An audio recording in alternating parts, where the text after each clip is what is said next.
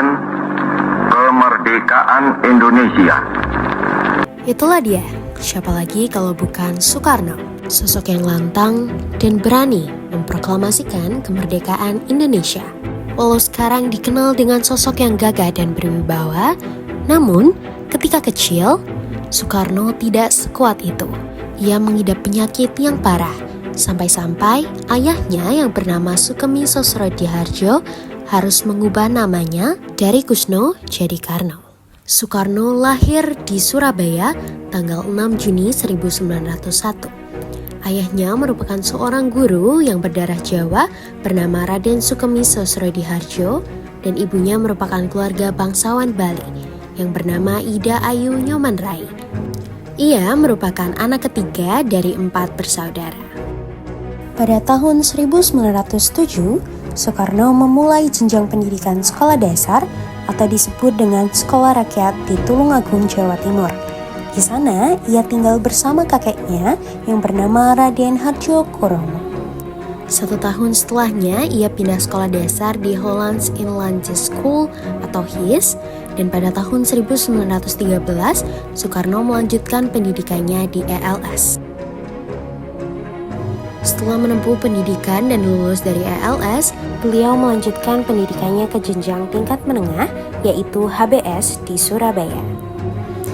Pada tahun 1921 setelah lulus, beliau melanjutkan pendidikannya di THS yang sekarang lebih dikenal dengan Institut Teknologi Bandung.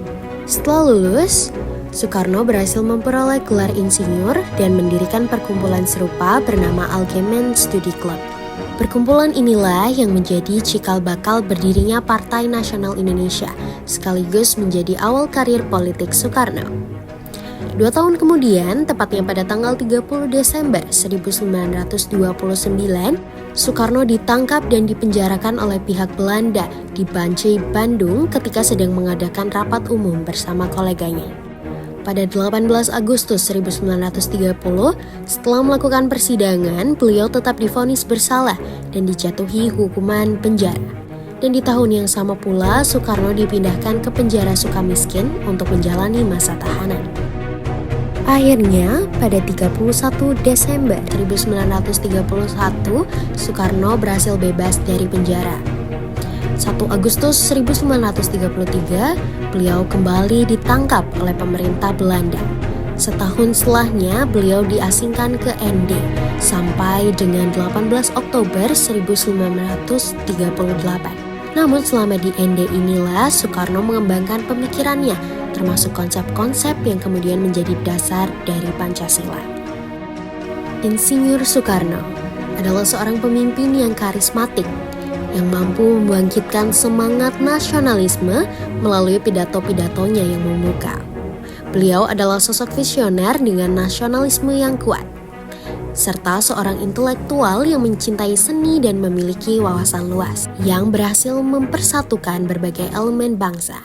Meskipun kontroversial di beberapa aspek, kepribadiannya yang kompleks dan kuat telah memberikan dampak besar bagi sejarah di Indonesia. Soekarno memiliki beberapa istri, termasuk Utari, Inggit Garnasih, Fatmawati yang melahirkan Megawati Soekarno Putri, Hartini, serta Ratna Sari Dewi. Keturunan Soekarno, terutama Megawati, memiliki pengaruh signifikan dalam politik dan berbagai bidang di Indonesia, menjadikan keluarga ini tetap relevan dalam dinamika sosial dan politik bangsa. Setelah lengser dari jabatannya, kondisi kesehatan Soekarno terus menurun akibat berbagai penyakit, termasuk gangguan ginjal dan juga jantung. Insinyur Soekarno mengembuskan nafas terakhirnya pada hari Minggu 21 Juni 1970. Beliau dimakamkan di dekat makam ibunya, Ida Ayu Nyomanrai Srimdan, sesuai dengan keinginannya. Wafatnya Soekarno menandai akhir dari sebuah era dalam sejarah Indonesia dan meninggalkan duka yang mendalam bagi bangsa.